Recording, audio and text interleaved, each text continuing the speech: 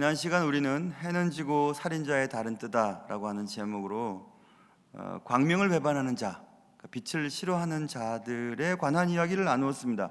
그들이 빛을 싫어하는 이유는 빛 아래서는 살인도, 간음도, 도둑질도 할 수 없으니까 광명을 싫어하고 광명을 배반하는 그런 경향성을 띈다는 얘기를 했죠. 그래서 어둠이 주는 은폐성을 사용해서 악을 저지르려는 그들의 행위가 해 아래서는 불가능하기 때문에 그래서 광명을 싫어한다는 얘기를 했습니다.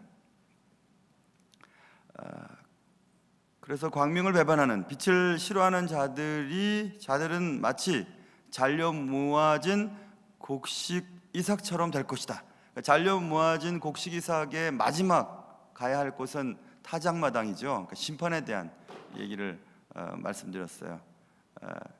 그 욥의 말을 듣고 이제 빌닷이, 오늘 25장입니다. 빌닷이 세 번째로 욥에게 한마디를 던져요. 그 말을 듣고 또 욥이 26장에 또 반박을 하게 됩니다. 그게 25장, 26장에 대한 내용입니다. 이처럼 빌닷의 세 번째 말과 그 대답에 관한 내용을 살펴보는 것이 오늘 말씀의 과제이죠. 오늘 말씀을 통해서 우리 모두에게 피차 은혜가 임하기를 주님의 이름으로 축원합니다. 자, 빌닷의 세 번째 말을 들어보시면 욥이 지난 시간에 광명을 싫어하는 자들, 빛을 싫어하는 사람들은 이렇다, 이런 얘기를 했잖아요. 그 말을 듣고 이제 빌닷이 대답하는 거예요. 이렇게 대답합니다. 4절 보세요. 하나님 앞에서 사람이 어찌 의롭다 하며 여자에게서 난 자가 어찌 깨끗하다 하랴. 굉장히 중요한 일을 하는 겁니다. 빌닷이 하나님 앞에서 사람이 어떻게 의롭고 여자에게서 난 자가 어찌 깨끗하냐, 이 말은 세상 모든 사람들은 다 악하다, 깨끗할 수 없다, 이 말이거든요. 빌닷이 그 말을 하는 이유는 욥이 광명을 배반하고 빛을 싫어하는 사람들의 얘기를 했잖아요.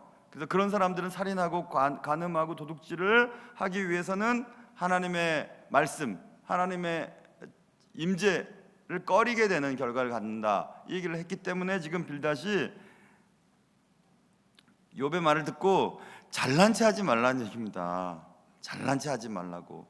네가 생각할 때 빛을 싫어하는 사람들의 행위, 그리고 빛을 좋아하는 사람들의 행위, 이렇게 구분을 해놓고 얘기를 하는데, 사람이 어떻게 하나님 앞에서, 빛 앞에서 깨끗한 사람이 어디 있겠냐, 여자가 난 사람 가운데 깨끗한 사람이 어디 있겠냐, 아무도 그런 사람이 없다, 이렇게 말을 하고 있습니다. 성경 전체에서 그 얘기를 증명하고 있죠. 로마서 3장에 보면 기록된 바 의인은 없나니 하나도 없으며 깨닫는 자도 없고 하나님을 찾는 자도 없고 다 치우쳐 함께 무익하게 되고 선을 행하는 자는 없나니 하나도 없도다, 이렇게 써 있습니다. 의인은 하나도 없어요. 하나도 없습니다. 시편 143편에도 주의 눈앞에는 의로운 인생이 하나도 없다, 이렇게 말하고 있죠. 전도서 7장에도 선을 행하고 전혀 죄를 범하지 아니하는 의인은 세상에 없다, 이렇게 말씀하고 있습니다.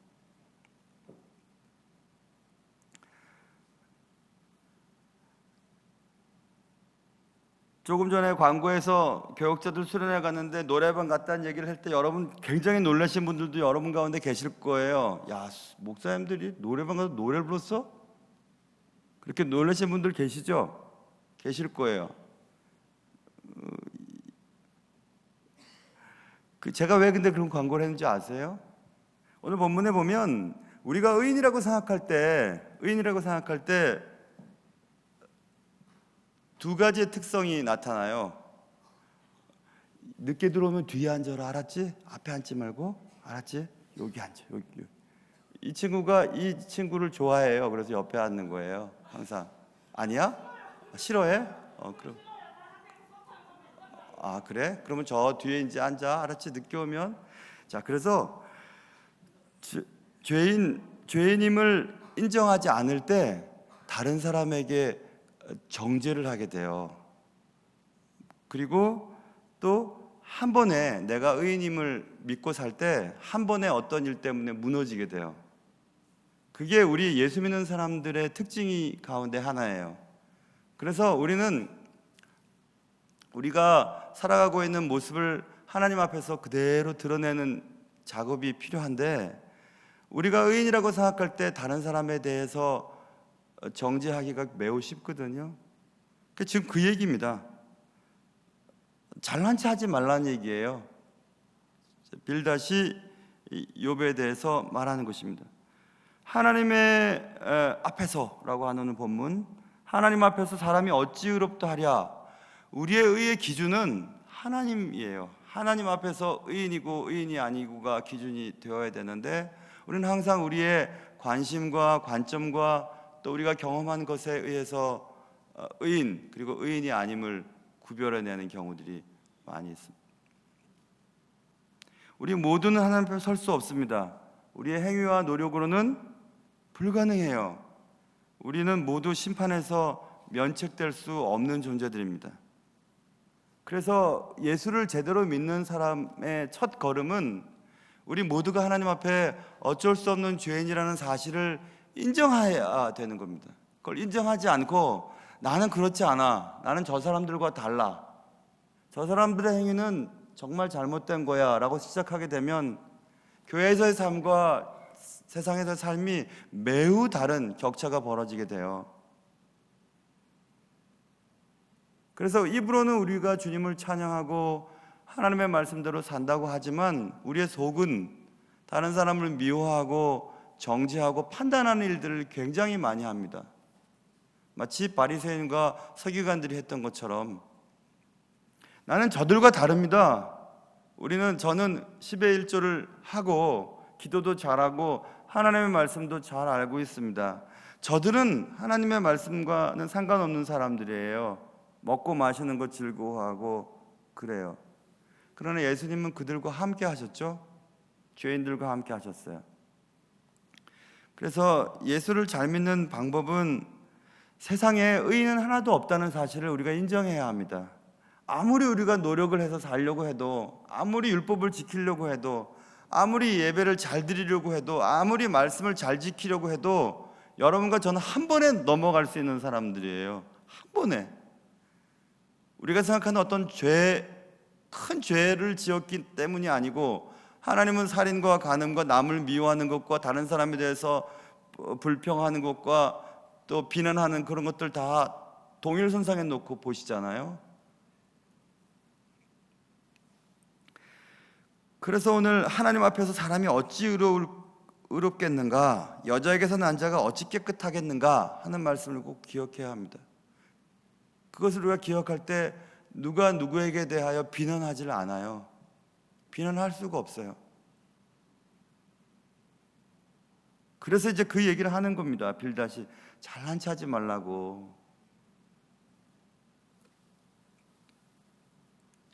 죄의 삭슨 사망이죠. 인간의 안목으로 의인처럼 보여도 하나님 앞에서 의인은 아무도 없습니다. 아무도 없어요. 우리가 실수를 잘하는 방법은 그런 거죠. 저 사람 참 괜찮은 사람이야 라고 믿어요. 그런데 그 사람의 허점을 보면 그 사람에 대한 실망을 하죠. 신앙도 그럴 때가 있어요. 사람 믿고 신앙생활하면 안 돼요. 그저 하나님 앞에서만 서야 됩니다. 하나님 앞에서.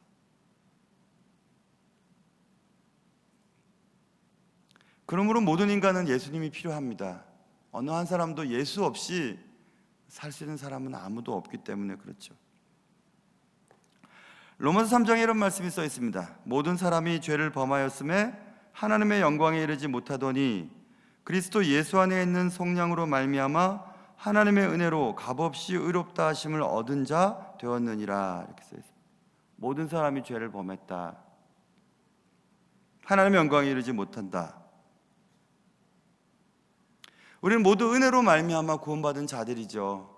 그러니까 은혜를 우리가 놓치면 언제든지 금방 죄의 나락으로 떨어질 수 있는 존재들입니다. 쉽게 떨어져요. 그리고 다른 사람의 허점을 의인의 자리에서 공격하기 시작하죠. 사랑하는 성도 여러분, 여러분과 제 마음속을 하나님이 들여다보신다면 어느 누가 하나님 앞에 설 수 있는 사람이 있겠어요? 아무도 없습니다. 철저하게 죄인인 것을 깨닫고 하나님이 내게 주신 사명을 그냥 감당하는 것뿐이에요. 매번 의로운 사람이기 때문이 아니고, 내가 주님 앞에 괜찮은 사람이기 때문에 나를 사용하는 것이 아니고 하나님이 그 일을 내게 맡기셨기 때문에 하는 것뿐이죠. 그래서 여러분과 제가 직장 생활을 하든 사업을 하든 아이를 기르든 무엇을 하든지 그 일을 통해서 더 주님과 가까워질 필요가 있어요. 그게 우리가 해야 될 일입니다. 예수께서 말씀하셨습니다. 내가 곧 길이요 진리요 생명이니 나로 말미암지 않고는 아버지께로 올 자가 없다. 이렇게 말씀하셨어요. 예수 위에는 길이 없어요. 누구도 소망이 없습니다. 죄 문제에 대한 인간의 노력은 역부족이죠.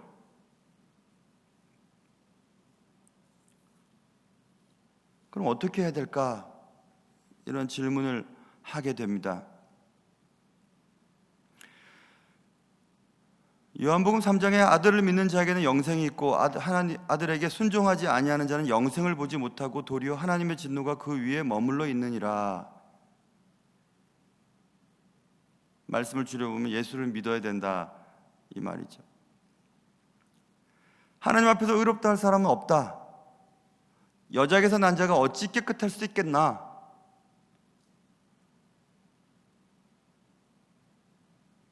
그러나 예수 안에 있으면 의로운 자로 여김을 주시는 겁니다. 예수 안에 있으면 의롭지 않으나 의롭다고 여기시는 거예요. 그러니까 숨을 쉴 수 있는 거죠. 우리가 숨을 쉬게 됩니다. 정말 영원히 숨을 쉬게 됩니다. 예수 안에서 있을 때만. 그게 자유예요. 하나님이 우리에게 주시는 자유예요. 예수를 믿어서 가장 큰 복은 우리의 마음에 더 이상 어떤 것에 의해서 매어 있지 않아요. 남들의 시선도 중요하지 않아요. 가진 것과 가지지 못한 것 때문에 힘들지도 않습니다.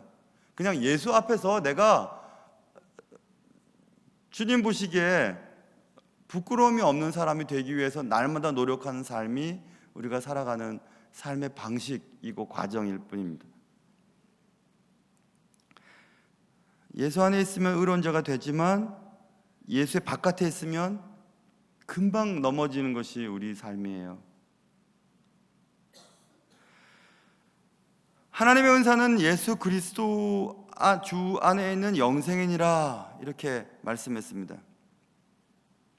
주님 안에, 주님을 모시면 주님 안에 영생이 들어있다는 겁니다. 그러니 영생을 소유하려면 예수를 모셔야 된다는 결론을 얻게 됩니다. 그래서 하나님 앞에서 사람이 어떻게 의롭다 하겠냐? 여자에게서 난 자가 어떻게 깨끗하겠냐? 그렇게 말씀을 하고 6절 보십시오. 6절 5절 6절 한번 같이 읽어볼까요? 5절 6절 시작. 보라 그의 눈에는 달이라도 빛을 발하지 못하고 별도 빛나지 못하거든 하물며 구더기 같은 사람 벌레 같은 인생이랴 이렇게 말을 합니다. 여러분 구더기의 이미지는 죽고 난 시체에서 나오는 것들이죠. 그러니까 구더기 같은 사람이라고 하는 것은 죽음을 전제로 한 존재라는 뜻이에요. 구더기 같은 사람, 죽음을 전제로 한 존재이기 때문에 결국 우리의 인생의 마지막은 죽음이에요. 죽음을 향해 가고 있어요. 그러니까 죽음은 이 땅에서의 삶이 정지되는 것입니다. 소멸이죠. 그러니까 영원히 살 수 없는 인생이 우리라는 거예요. 영원하지 않다는 거예요. 우리의 삶이 영원하지 않아요. 그러나 또 우리가 살아가는 동안도 우리의 삶은 벌레 같은 인생이라고 말하고 있습니다. 벌레는 하찮은 존재죠. 죽음을 전제로 하고 살아가고 있고 살아있는 동안에도 별 볼 일 없는 존재가 우리라는 사실입니다. 그게 여러분과 저예요. 인간은 본래 존귀한 자가 아니죠. 비천한 자이고 깨끗하지 않습니다. 인간은 전적으로 타락한 존재이기 때문에 그렇습니다. 여기서 우리가 살짝 짚고 넘어가야 할 것은 우리가 장로교는 칼빈주의 사상을 따르죠. 칼빈 목사님이 정립을 한, 물론 그가 다 정립을 했다고 할 수는 없지만 많은 신앙의 종교 회의가 있었습니다. 그중에 도르트 회의라고 하는 회의에서 칼빈주의자들이 알메니우스주의를 맞서서 확증한 주요 교리의 첫 글자 앞부분을 영어로 따면 튤립이 돼요. TULIP로 끝나거든요. 그렇게 첫머리가 연결돼요. 그래서 튤립이라고 해요. 칼빈의 5대 교리. 거기서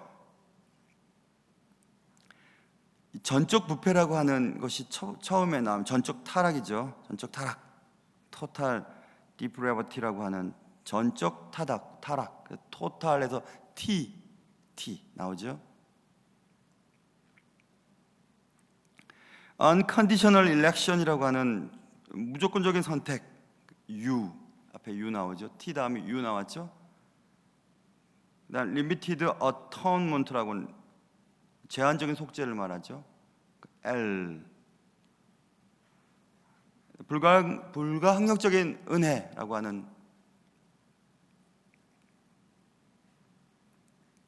단어, irresistible grace라고 하는 거기서 I, P 남았죠. P는 perseverance of the saint라고 하는 단어예요. 그러니까 성도의 견인이라고 번역이 되죠.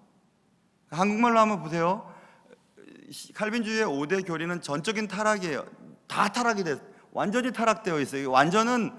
완전히 우리가 태어날 때부터 타락이 되어 있다는 거예요. 완전 타락은 최악의 상태로 타락됐다는 게 아니라 보편적인 모든 부분에, 모든 분야에, 모든 영역에서 타락됐다는 뜻이 전적 타락의 뜻이에요. 아주 나쁘다는 뜻보다 보편적으로 다라는 뜻이거든요.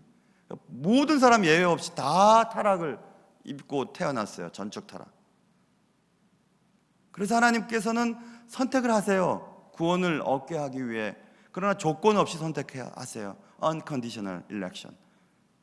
조건을 가지고 선택하지 않아요. 그런데 우리는 조건을 채우려고 해요.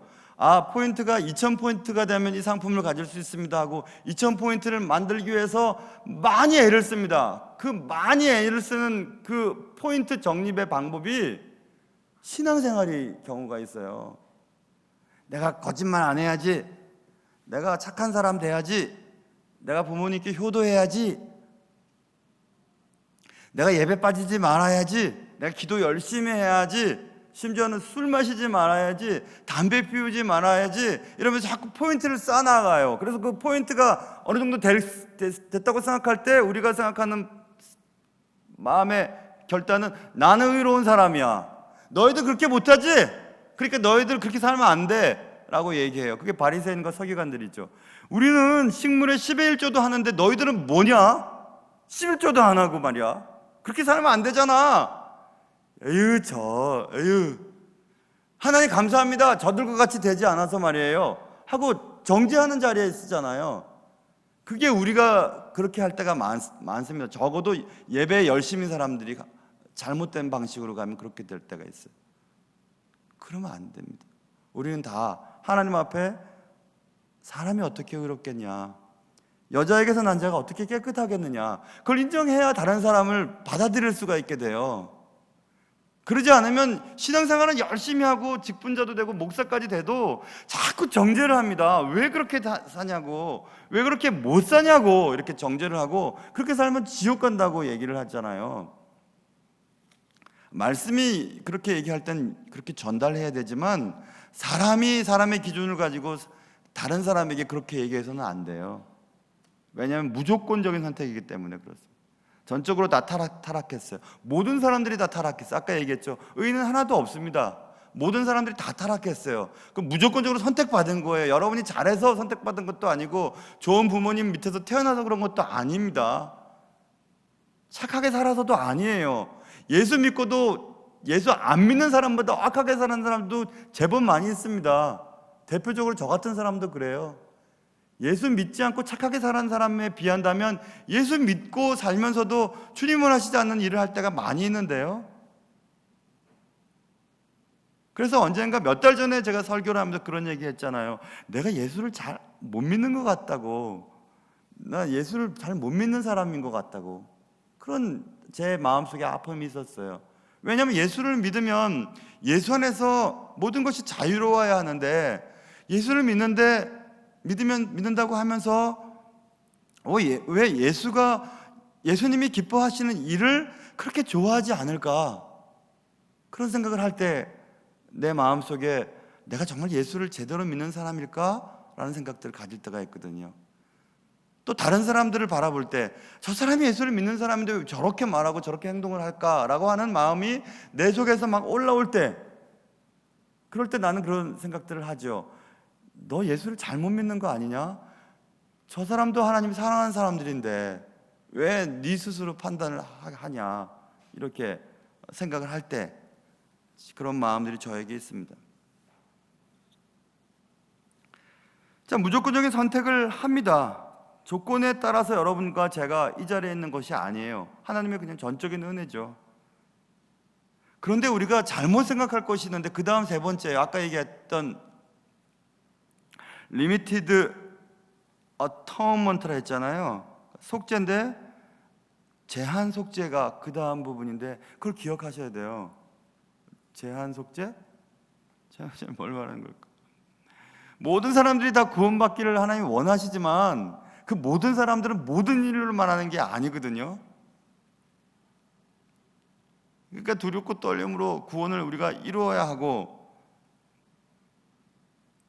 그리고 또 죄에 대해서도 우리가 하나님께서 한량없는 사랑으로 우리의 죄를 용서하시지만 성경에 분명히 써 있잖아요. 고의적으로 반복적으로 짓는 죄에 대한 것은 하나님 용서하시지가 않으세요. 알고 있는데, 이게 죄라는 것을 알고 있으면서 고의적으로 반복적으로 그 일을 즐겨하면서 짓고 있는 죄들이 있으면 그 죄에 대한 문제를 하나님이 내버려 주시지 않으세요. 그것을 처리하세요. 하나님이 어떤 방식으로든지.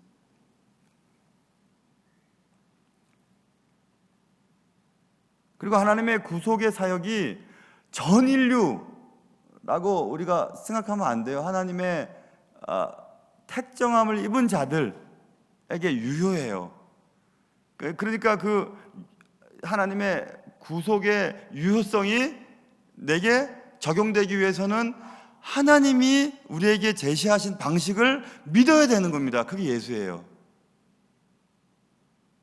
하나님의 사랑으로 모든 인류가 구원받기를 원하시지만 나로 말미암지 않고는 아버지께로 갈 자가 없다고 말씀하신 하나님이 제시하신 예수로 말미암는 그 길을 선택하지 않고 길을 걷지 않는다면 그 속죄의 길에서 제한돼 버려요. 이렇게 뒤쳐져 버립니다.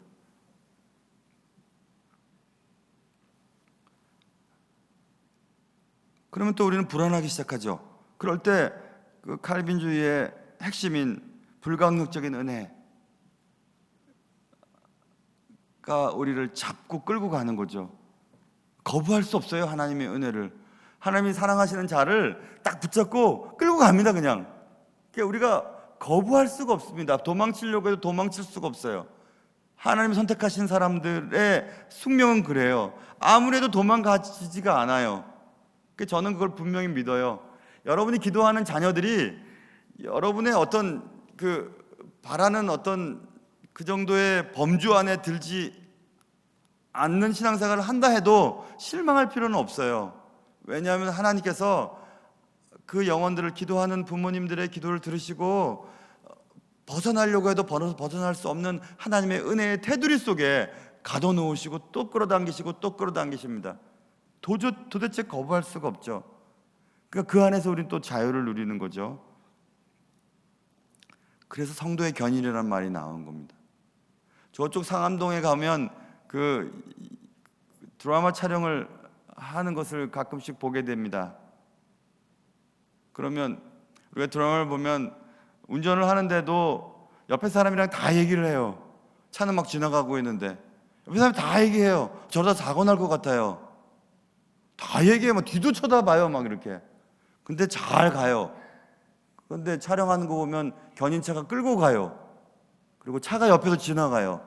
자기는 운전대만 잡았지 자기가 운전 안 해요. 그거죠. 성령님의 성도의 견인은 끌고 가는 겁니다. 하나님이 구원까지 끌고 가는 거예요. 내가 운전대를 잡은 것 같지만 실제로 나의 운전은 아무런 영향을 발휘하지 못합니다. 끌고 가는 분이 계세요. 끌려가는 거예요. 그런데 우리는 그 안에 타고 있지만, 그러니까 자유가 있는 겁니다. 비난하기를 좋아하는 사람 치고 자기가 주님 앞에 바로 사는 사람 잘 못 봤어요. 적어도 신앙 안에서 저 사람 저래, 저 사람 저래, 기도도 못하고 저렇게 막 이렇게 비난을 하는데 실제로는 그의 마음속에 다른 사람을 미워하고, 또 혼자 있을 때 무슨 짓 하는지 누가 알겠습니까? 하나님만 아시지. 그러면서 우리는 다른 사람에 대해서 얘기하잖아요. 저 사람 저 하는 거 보니까 저 형편없어. 솔직히 주님 앞에서 여러분의 삶을 다 들춰낸다고 생각하면 누가 누구에게 뭐라고 할 수 있겠습니까? 그런 사람 없어요. 아무도 없습니다. 단지 우리에게 주어진 사명대로 그냥 살아가는 것뿐이고, 우리가 하는 그 일을 통해서 주님이 더 가까워진다면 그 사명은 그 사람에게 맞는 겁니다.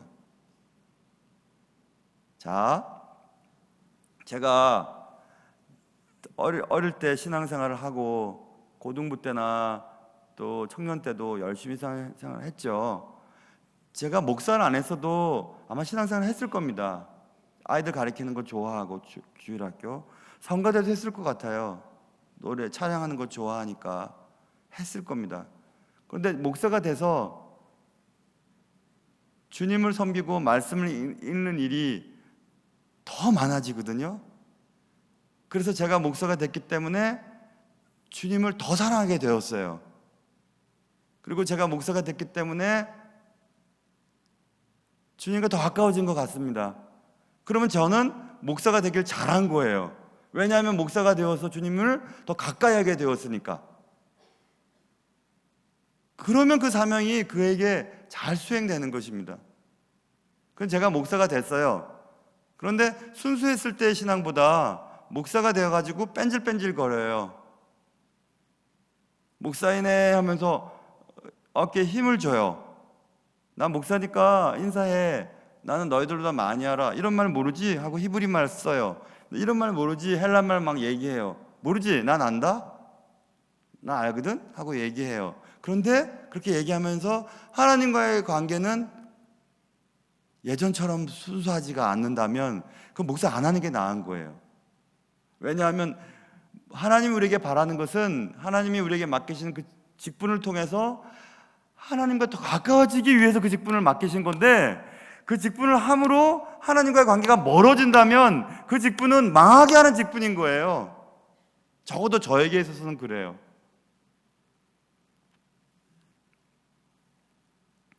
어차피 하나님은 우리의 인생을 끌고 가십니다. 하나님이 원하시는 방식대로 끌고 가셔요. 하나님 선택하셨으니까. 그런데 우리가 사는 날 동안 하나님이 원하시지 않는 일들을 자꾸 함으로 그 구원에서 떨어질 수도 있어요. 굉장히 무서운 얘기죠. 왜냐하면 본문에 써 있지 않습니까? 아까 제가 말씀드린 칼빈주의자는 예정론이라고 하는 큰 테두리 안에 다 가둬놓고 예정되었어요. 우리의 구원이 예정되었어요. 근데 그 예정이 내가 그 예정 속에 들어있다고 완전히 믿을 수는 없어요. 왜냐하면 어떻게 알겠어요? 끝까지 가봐야 알지.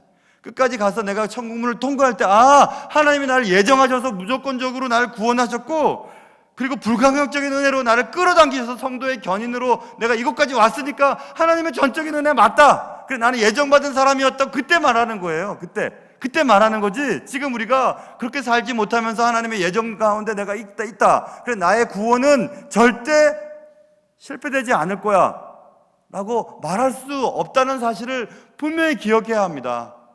그렇지 않다면 너희가 도덕적인 불의나 간음 혹은 이런 퇴폐적인 행동들, 그리고 하나님을 저주하는 것, 그런 행동들을 통해서 구원이 상실될 것을 말씀하신 성경에 많은 본문들이 있는데, 그런 본문들을 우리는 삭제해 버려야 돼요. 가위로 잘라 버려야 됩니다. 그런 본문은. 그러면 여러분과 제가 생각하는 큰 예정이라고 하는 큰 테두리 내에서 우리는 배를 두드리면서 자유할 수 있어요. 그런데 그렇지 않아요. 반복되고 고의적인 죄를 계속 저지르는 그가 하나님의 선택받은 사람이라고 어떻게 믿을 수 있겠습니까? 마지막을 가봐야 알지.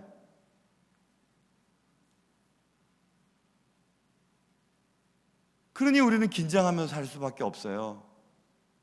지금까지 해온 삶을 보니까 나는 구원받은 게 틀림없어 라고 우리는 믿고 싶지만 앞으로 우리의 삶이 어찌 될지 어떻게 알겠습니까? 그러니 오늘 본문 말씀처럼 하나님 앞에서 사람이 어찌 의롭다 하겠으며 여자에게서 난 자가 어찌 깨끗하겠냐. 구더기 같은 사람이며 벌레 같은 인생을 살고 있는 우리가 말이야. 빌닷의 말이 성경에 쓰여 있다는 것은 이 빌닷의 말을 통해서 우리는 분명히 깨달아야 될 것이 있다는 얘기죠.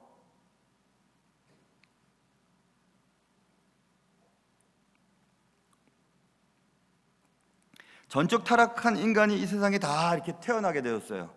그리고 하나님께서 무조건적인 선택으로 선택하기를 바라셨어요. 그리고 하나님이 던져주신 초청의 자리에서 예수로 말미암는 구원받음의 길을 제시해 주었는데, 그래서 그 길에 들어서면 속죄함을 받게 되죠. 태어난 모든 사람들은 내가 예수 그리스도로 이미 속죄함을 행했으니까 모든 인류는 다 구원받았다고 얘기한 적이 없다니까요. 하나님 제시하신 예수로 말미암아 예수를 믿고 예수의 말씀대로 살아가는 자가 구원을 받게 되는 거예요. 제한 속죄이죠.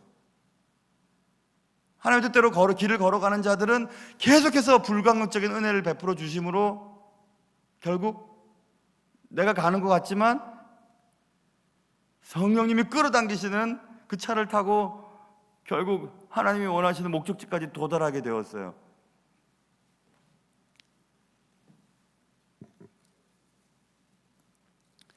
이 부분을 설명하기가 매우 힘들었던 어떤 교수님이 칼빈의 얘기를 또 합니다. 우리가 죽어서 천국 문 앞에 갔을 때 천국 문 앞에 쓰여 있는 말을 읽게 될 것이다. 그 천국 문에는 이렇게 써 있습니다. 누구든지 원하는 자는 들어오라. 아, 그래, 누구든지 원하는 자는 들어오지. 들어갔어요. 가고 나서 천국문을 다시 돌아봤더니 그 천국문에 또 다른 글이 쓰여 있었어요. 하나님의 택정함을 입은 사람들만, 이렇게 써요. 우리는 우리가 원하는 대로 가는 것 같으나 하나님이 택정하신 사람들이 그 길을 가게 하는 거예요. 우리가 갔지만 하나님이 가신 거죠. 그러니까 은혜인 거예요. 은혜입니다. 누구한테든지 그 은혜 받은 자는 누구한테든지 정죄의 이런 메시지를, 정죄의 그런 말들을 던질 수가 없습니다. 그저 자기 자신이 주님 앞에 바로 사는 것에 관심이 더 극대화되죠. 그런즉 누구든지 그리스도 안에 있으면 새로운 피조물이라. 이전 것은 지나갔으니 보라 새 것이 되었도다, 이렇게 말씀하고 있습니다. 회복, 복구, 재창조, 이런 것은 다 구원의 이미지와 통하는 단어들입니다. 그런 복구, 회복, 재창조, 그런 모든 것들의 은혜가 예수 안에 있다는 것입니다. 예수 안에. 예수 이외에는 그런 것들을 기대할 수가 없습니다. 빌닷은 욥에게 정신 차릴 것을 요구하는 것입니다. 악인에 대해서 지금 욥이 지난 시간에 광명을 배반하는 사람들에 대한 얘기를 통해서 살인, 간음, 도둑질에 대한 얘기를 했잖아요. 빌닷은 욥에게 정신 좀 차려. 다 똑같은 사람들. 사람은 다 구더기 같고 벌레 같아. 그래, 네가 의인인데 네가 원인 없는 고난을 받고 있다고 자기 연민에 빠지지 마, 이 얘기입니다. 악인이 그런 일들을 당해야 되는데 왜 의인인 내가 이런 일을 당해야 되느냐라고 지금 욥은 항변하고 있는데 빌닷이 들어보고 아니야, 의인은 없어, 너도 마찬가지야, 우린 다 똑같아, 얘기하는 겁니다. 그래서 이제 그 빌닷의 말을 듣고 욥이 대답을 하는 겁니다. 네가 참 힘없는 자를 잘 도와주는구나. 26장, 기력 없는 팔을 참 잘도 구원하여 주는구나. 지혜 없는 자를 참 잘도 가르치는구나. 큰 지식을 참 잘도 자랑하는 거야. 야, 네가 그게 할 소리냐? 이 얘기입니다. 나 지금 이런데 네가 그걸 할 소리야?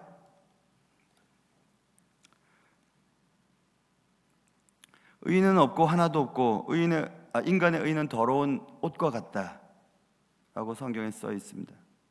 그러므로 우리는 하나님의 영광에 이를 수 없습니다. 그래서 이제 어떻게 해야 할까? 방법은, 첫 번째 방법, 할 수 없지 인간은 다 죄인이라며. 할 수 없지.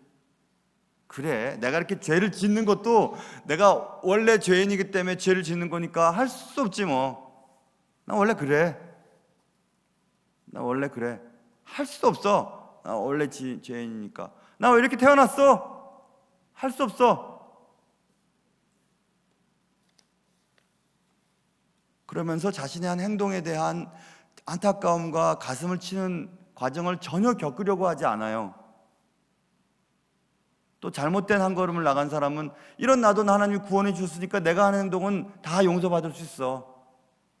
그래서 고린도 교회에 그렇게 어려운 일이 생긴 겁니다. 주일날 사도행전에서 고린도 교회 얘기했었잖아요. 교회 안에도 그런 일들이 막 그냥 생기는 거예요. 현대교회도 마찬가지입니다. 현대교회도 자신이 주님 앞에서 어차피 죄인이고 하나님의 은혜가 아니면 한순간도 살 수 없다고 철저히 믿는 사람들이 누가 누구에게 뭐라고 할 수 있겠습니까? 에이, 저럴 수 있어? 우리는 그걸 보면서 화가 난다면 내 속 안에도 그와 같은 행동을 할 수 있을 것을 생각했기 때문에 화가 나는 거예요.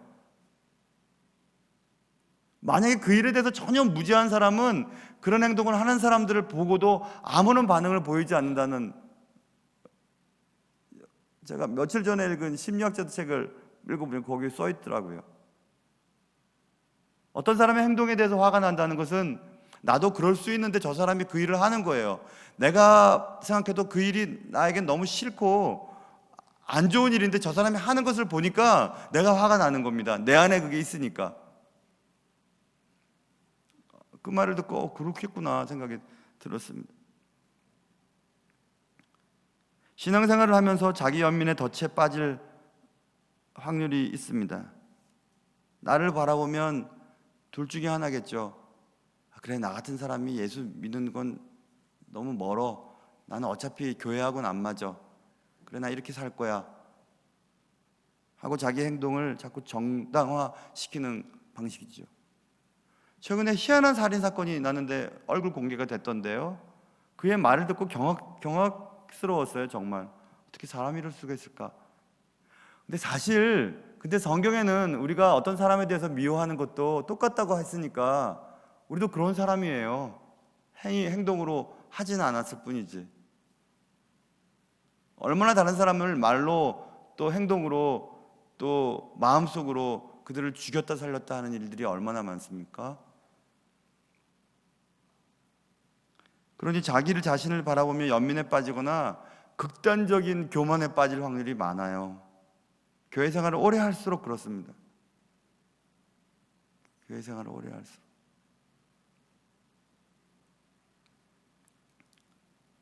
자기를 바라보면 소망이 없어야 돼요. 신앙생활은 자기를 바라보면 소망이 없어야 그 다음에 하나님을 찾게 되는데, 자꾸 나는 괜찮은 사람이라고 생각하니까 하나님 앞에 엎드리지도 않고 기도하려고 하지도 않고, 다른 사람과 비교해서 내가 조금 더 좋으면 그 사람을 정죄하기 시작하고, 다른 사람보다 조금 못하면 낙심에 빠지기 시작하고, 그래서 예수 믿는다는 게 도대체 뭔지 모르는 그런 혼란에 빠질 때가 너무 많기 때문에 그렇습니다.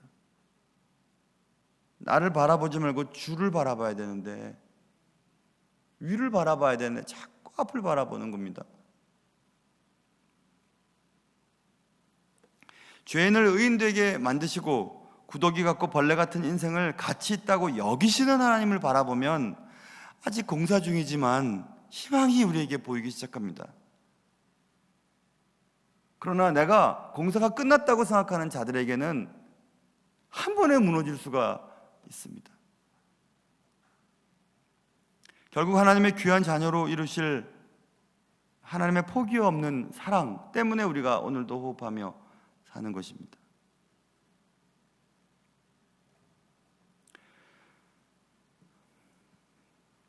그래서 후배 목사님들이나 누가 그런 얘기해요. 무슨 목적을 어떤 것을 지향하면서 목회를 하냐고. 저는 대답하죠. 나는 목표가 없다고. 나는 매일매일 하나님 앞에 바로 살려고 하는 게 목표라고. 매 주일마다 한 곡에 넘어 주님 앞에 실수하고 죄 짓지 않게 해주세요 하고 한 곡에 넘고 또 한 곡에 넘고 올해도 52곡에를 넘고 있는 중이죠. 52곡에서 얼마 넘어가고 있습니다.